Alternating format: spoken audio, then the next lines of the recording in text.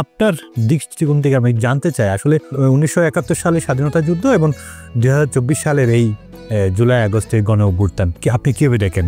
1971 সালের প্রথম মুক্তিযুদ্ধ ও 2024 সালের দ্বিতীয় মুক্তিযুদ্ধের মধ্যে পার্থক্য তেমন করা যায় না। 1971 সালে এদেশের 7.5 কোটি মানুষ 9 মাসব্যাপী সর্বাত্মক সশস্ত্র মুক্তিযুদ্ধ করে পাকিস্তানি স্বৈরাচারের কবল থেকে দেশকে স্বাধীন করেছে।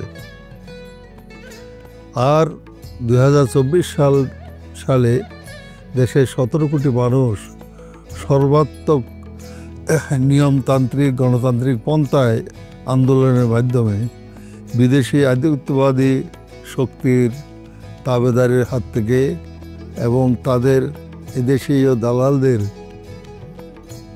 একদলীয় ফ্যাসিবাদী স্বৈর শাসন শোষণ জুলুম নির্যাতন থেকে দেশকে মুক্ত করে দ্বিতীয়বার দেশকে স্বাধীন করেছে গত 5 আগস্ট।